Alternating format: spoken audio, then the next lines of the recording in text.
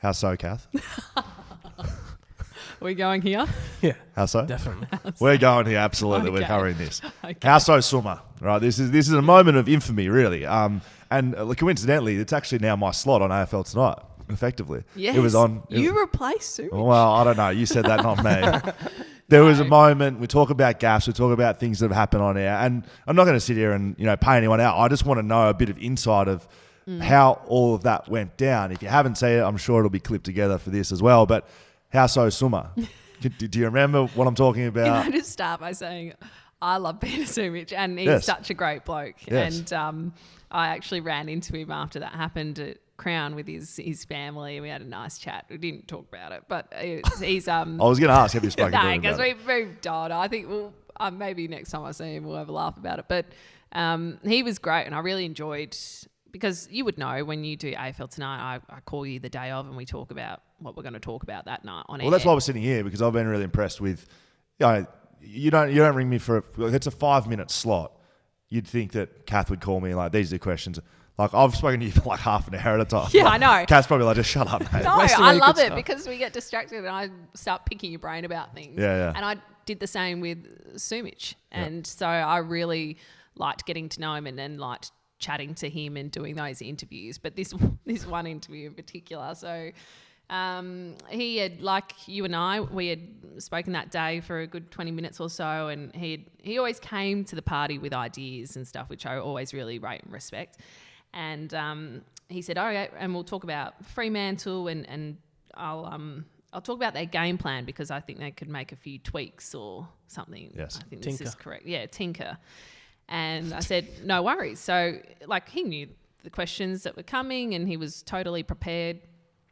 The problem with the AFL Tonight setup is there's a delay with guests. So there's and which is why I said to you when we started with AFL Tonight, I was like, don't really try to do the banter thing because it's just awkward. There's a delay and it will come across lame on air.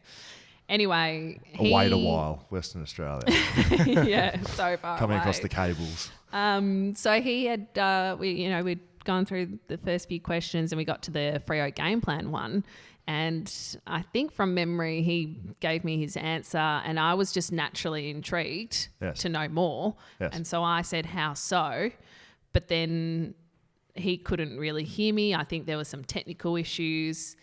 And I've just gone again with the question. If it was any other team, I probably would have just stopped and pushed on and I don't know what I would have done. But because it was Fremantle, I was a little really bit wanted more to know. intrigued. You're a Fremantle fan. And yeah, exactly. And so I just kept going, knowing there's a delay too. So I was like, this is going to come across as really lame, like for the audience, but I just want to know. And so I kept going. And then his line was dropping out and then he could hear me. And anyway, I actually got off air from that interview being like, oh, that would have been awkward, but whatever. Nothing you can do about it now. Yes. Went home and then, I don't know, had dinner and then just checked my phone and I was like, what has happened here? What did I say? Just thinking worst case scenario, like, did I swear? Did I do something? And then I've watched it back and I'm like, oh no.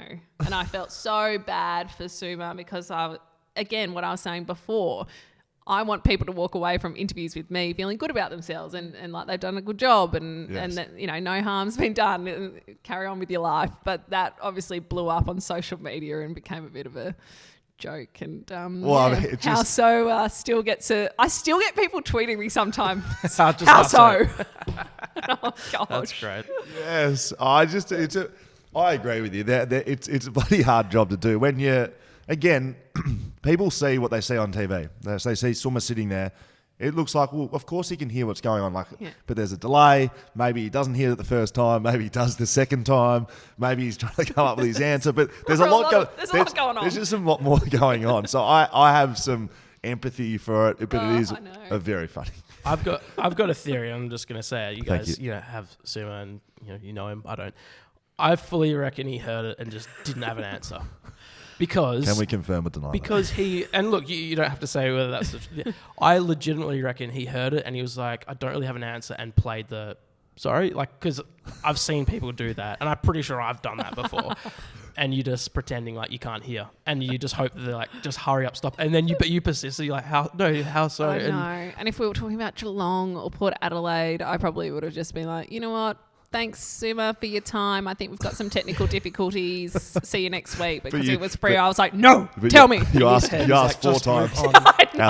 Please, Kath, move on. Go, Kath. And then you laughed as well. There's just so much. It's so much going on. Yeah, but like anything in life, people make mistakes, and if you can have a laugh about it, like exactly. not be too filthy on it, I think it's good. Props to him to just committing to. If that was the bit that he knew that he could hear, and he just didn't have an answer, he just steadfast. Yeah, okay, I rate that. It's a good way to look at it.